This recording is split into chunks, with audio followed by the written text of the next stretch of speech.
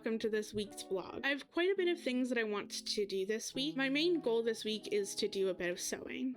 However, that is going to be a bit challenging as I still have quite a bit of things that I need to finish before I can actually get to some sewing. Which is I want to finish up the fall themed artwork and get that printed and cut into a bookmark so then I can list it on my Etsy store. I also need to move the red bookcase from my bedroom into here as I was finally able to get rid of the mini fridge that was sitting in the corner. With that now gone, I have space to actually put the bookcase in here. I need to remove everything off that bookcase, clean it, move it into here, and then also put everything back onto the case as well, which is going to be a bit of fun. Now, you may be wondering, why do I want to all of a sudden do a whole bunch of sewing this week? Well, that's because I have a crap ton of different projects that I would like to finish before the weather starts turning cold. Now, you may be wondering, why would I want to do a whole bunch of sewing this week? Well, that's because I want to get some of my projects done before the weather starts turning cold, as a lot of the projects that I haven't currently finished are more the summer outfits that I would have liked to do this year. Not only that, but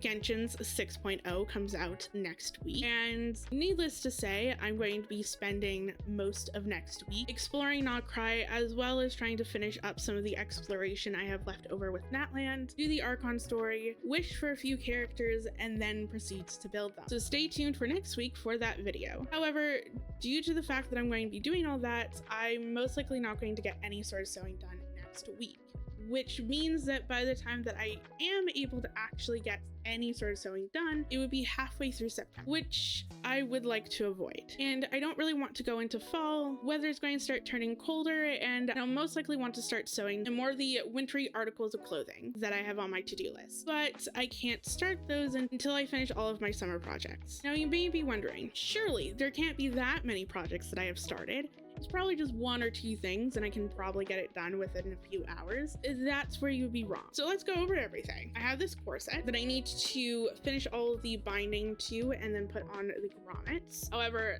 that is kind of on the back burner right now as I've ran out of the brown fabric for this, which means that I have to go fabric shopping to buy at least, I would say, half of a meter of fabric to finish it up. However, I don't want to step foot within a fabric store if possible, as I know myself, I'll end up finding some fabric that I want to take home, and I don't need that at all. I have way too much fabric in my fabric bin to the point where it can't hold very much. So one of my goals for this year is to try to get through that fabric stash, or at least minimize. Now I have some random ruffles for the bottom of the skirt. This project, again, not really necessary. I'm kind of just poking at it whenever I feel like it. And then I believe that this is a shirt, another shirt. I also have, I believe, another shirt, or part of it. This is, I believe, part of the red shirt that I've already pulled out. And then I have a skirt. So yeah, I have a lot of projects on the go. Do I think that I'm going to get to all of these or finish all of them this week? No, absolutely not.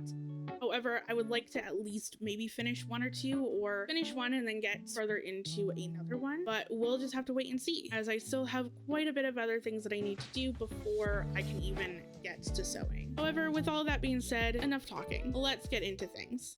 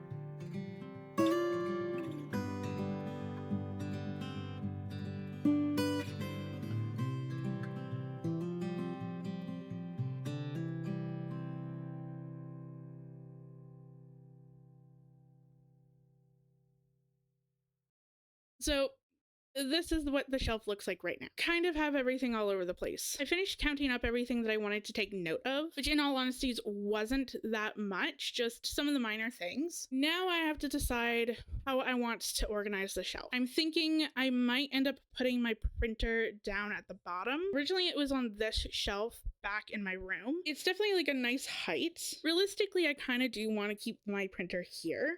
However, the only thing is that I have my chair here. I don't really have a place to put my mugs or glasses near this chair. The only place that I can put glassware is on that bookcase, which is fine.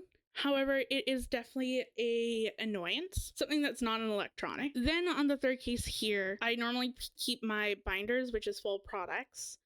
And then on the top shelf, I keep different types of paper. I honestly don't know how I want to store my binders, simply because I had them standing up like this. And the only thing that I'm worried about is that it's going to block some of the sunlight coming into my chair. And I don't really want that. I don't want this corner to feel like a corner. I would like it to be a little bit more open. So I'm a little bit hesitant to put the binders there, or at least standing up. But I don't know. I'm definitely fine with keeping the paper where it was before. So yeah, so that is my predicament. Don't really know how I want to set this up. Plus, I also have my silhouette cutting machine that I would like to potentially put on this bookcase as well, or try to find a different home for it in this room somewhere. I don't know if that's possible or feasible, but that is definitely a goal of mine. So let's get to it. So I think I'm going to put the binders on the bottom shelf right now and then go from there.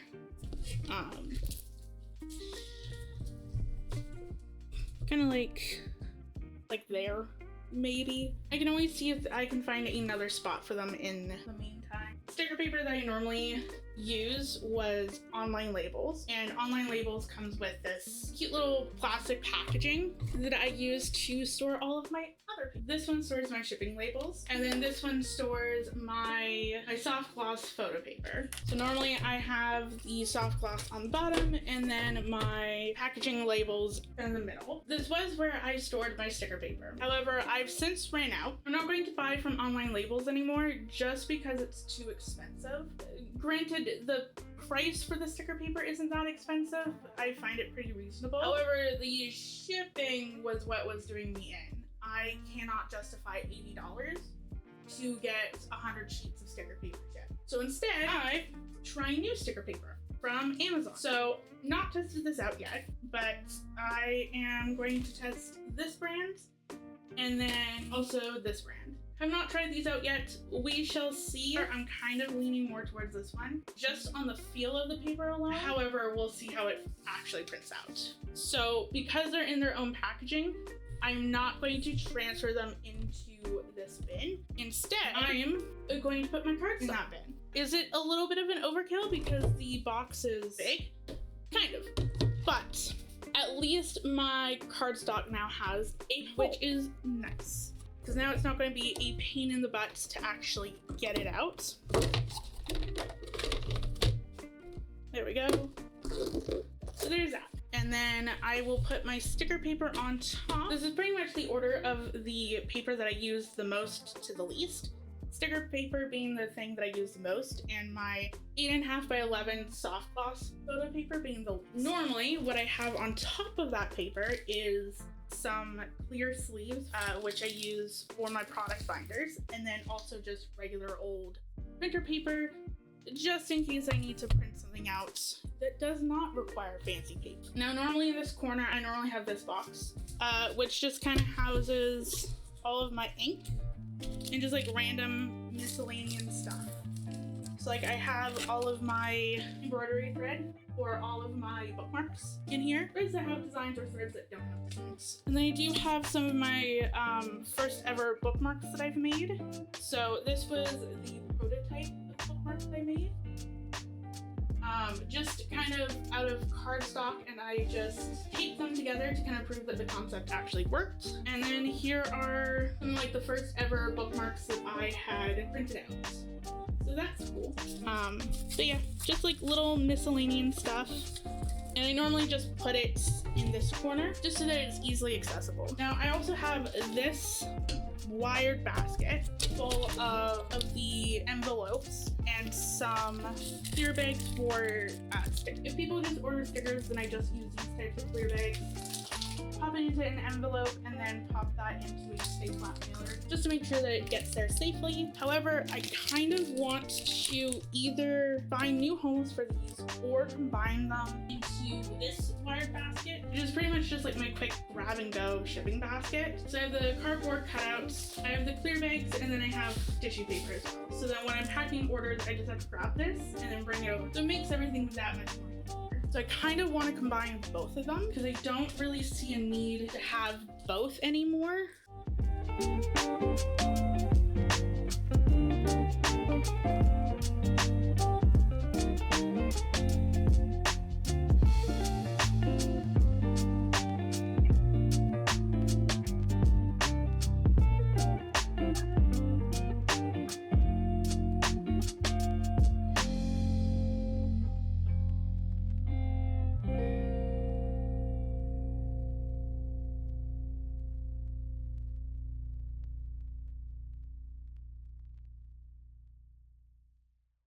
That's great. Normally I put this up at the top shelf. I don't know if it'll fit up there, but I might try to put some of the stay flat mailers up there and also the rest of the cardboard inserts.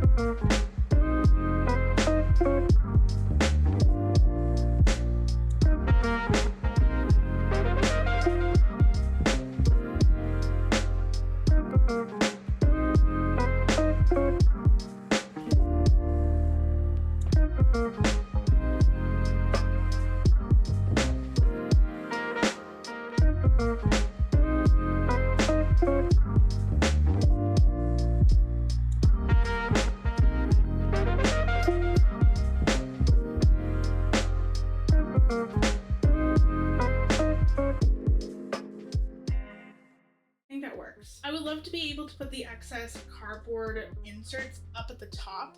However, my only concern is that I don't want that pile to be too tall or too heavy. One, mainly for safety reasons, but two, I don't want to cause any issues with trying to actually get these types of mailers down. So I don't want to stack a whole bunch of stuff on top of that, so then as it'll be a pain in the ass to get one down whenever I need it. However, I kind of like how it is right now. I'm really happy that all of my shipping stuff is in one area now. Some of that was down on the bottom, some of it was in the baskets, that sort of thing. So I like how it's all grouped together. Only thing that I have to figure out is where to put these cardboard inserts. But I'm quite happy with how it's looking right now. The only thing is I don't know if my silhouette machine is going to be too wide for this display case. And if it'll stick out on the ends. Not too bad. It does stick off a little bit on the ends, but not as much as I thought that it was. So I think I'm going to keep it there, which is really great because I was really hoping that it would fit on this display case. I would say that's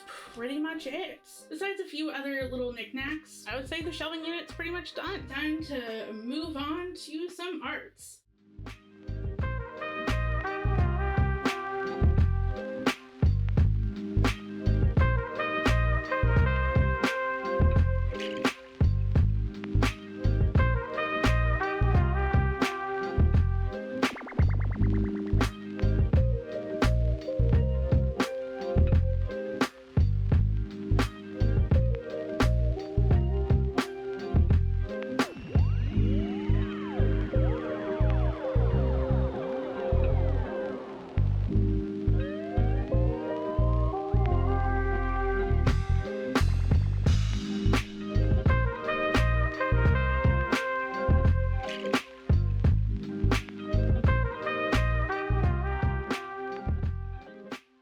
Today I'm going to be working on this shirt, which is going to be matching my spiderweb skirt. It's going to be a buttoned up shirt with ruffled straps, since the skirt has ruffles on the bottom. So that's what I'm going to be doing.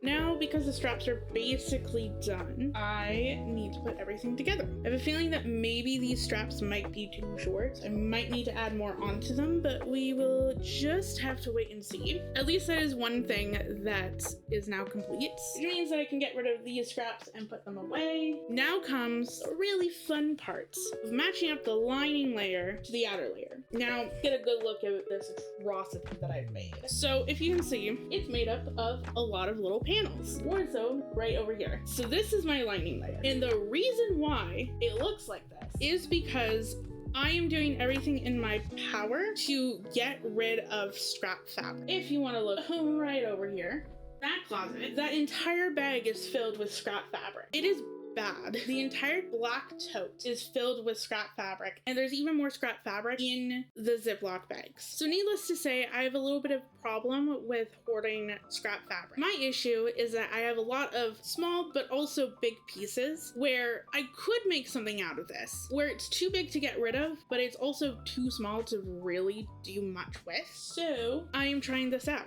I just basically took my scrap fabric and created little strips. Sometimes they're not even strips, like right here. You can see that I've melded a few pieces together to be able to create the height that I need. But for the most part, a lot of them are just strips of fabric. So that is what I'm doing with my scrap fabric at this point. I don't know if this will actually work or not. I'm a little bit scared that it will start pulling apart at the seams just because there's so many different seams. But I at least want to try this method and see if it will work. If it does, that would be amazing, because basically then anything where the lining doesn't need to be visible or pristine, I can just do this and hopefully get through my scrap fabric stash a hell of a lot more quicker than what I've been able to do. It is time to start matching up the seams.